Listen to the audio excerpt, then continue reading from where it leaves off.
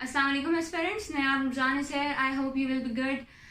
Today's video is on the usage of must, usage of ought to, and usage of should, because during our writing we usually make mistakes of writing ought to and should, and we do not know the difference between these both modals. Today I have made this video to show you people the difference, and I think after listening to my lecture you people will realize that the correct usage of ought to and correct usage of should are necessary to write a well and good expression.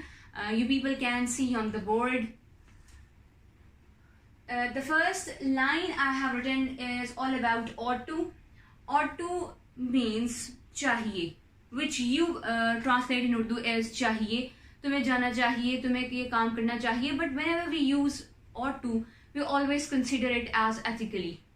Okay? We always try to consider it as an ethical notion, and we never consider it as an opinion that is subjective. It is always objective, and we try to use those words which consider our sentence as ethical or from society's point of view. आप देखिएगा, you ought to behave politely. ये मेरी ethical duty है. It is my ethical duty. ये ज़रूरी नहीं कि मैं उसे करूँ भी या मैं politely behave करूँ भी. मैं politely behave ना करूँ या करूँ, this is my ethical or moral duty. तो जब हमने किसी चीज़ को morally explain करना होता है या ethically explain करना होता है, we always use the word of ought to. और जब हमने किसी भी sentence को ethically या morally नहीं use करना होता, तो we always use should or must.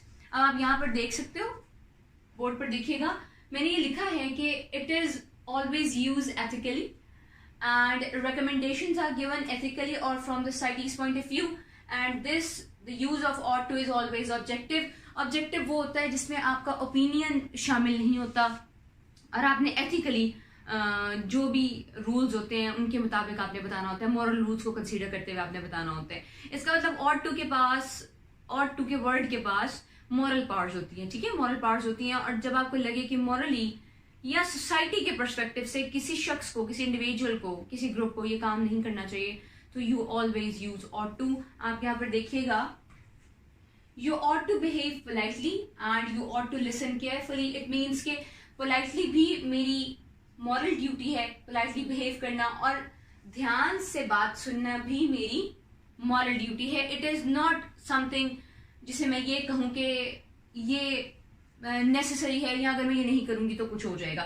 Now मतलब एथिकली कुछ हो जाएगा. Next we'll move to use of should. Should में there is an element of obligation. आपने, you are obliged to do so. आपके ऊपर एक ऑब्लिगेशन होती है, ठीक है, you have to do it. इसमें किसी किस्म का ये नहीं है कि किसी किस्म का आपके पास ऑप्शन हो कि आप ये करें या आप ना करें. लेकिन एडवाइस करने वाला अपने ओपिनियन से एडवाइस करता है, उसका अपना एक ओपिनियन होता है जिससे वो एडवाइस करता है आपको, उसका एक सब्जेक्टिव पॉइंट ऑफ व्यू होता है. और शुड का जब हम उर्दू ट्रांसलेशन करते हैं, इट इज डेफिनेटली चाहिए, आपको ये करना चाहिए, आपको स्मोकिंग नहीं करनी चाहिए, आपको यहाँ जाना चाहिए या वहां नहीं जाना चाहिए. लेकिन दिस चाहिए is always translated as should, जबकि ought to और should दोनों ही की ट्रांसलेशन चाहिए. अब आपको इनमें डिफरेंशिएट करना इस तरह आना चाहिए कि should is a stronger degree, not strongest degree. stronger इसलिए है क्योंकि ये ought to से stronger है. ought to में हम सिर्फ ethically consider करेंगे, हमने जो भी sentence कहना होगा.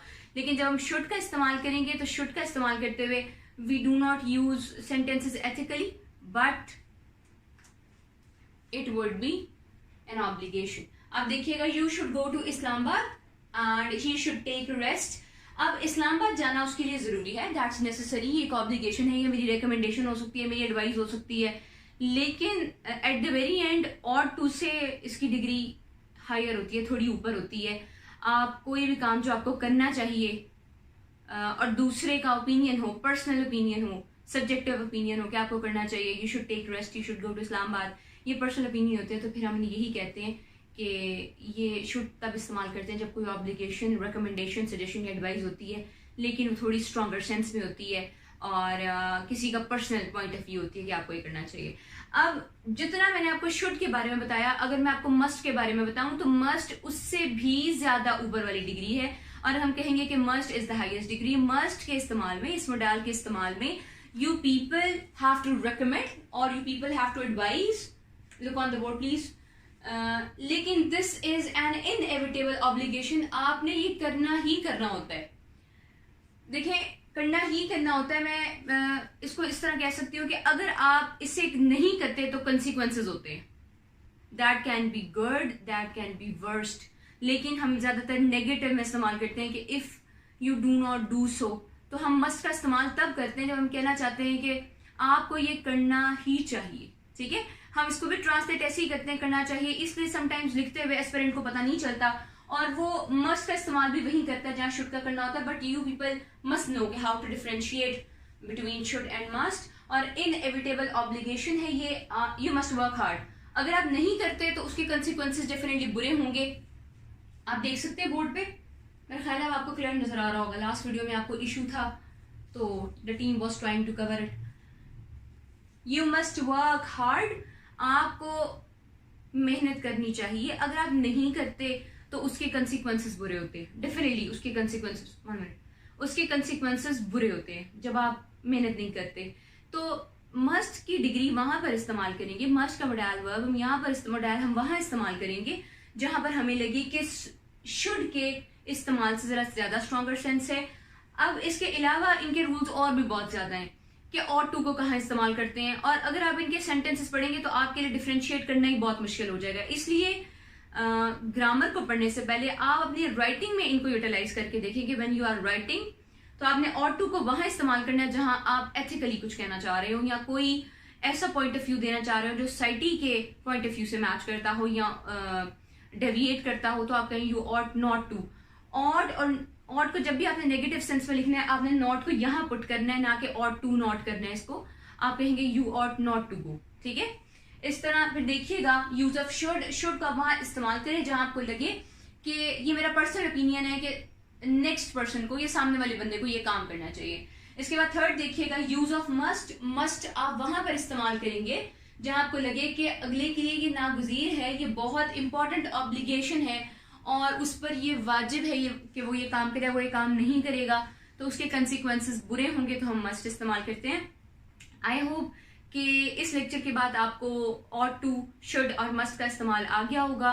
और ये बड़ा एक छोटा सा लेक्चर है लेकिन इसका इफेक्ट बहुत ज्यादा होता है व्हेन यू आर राइटिंग और व्हेन यू आर स्पीकिंग।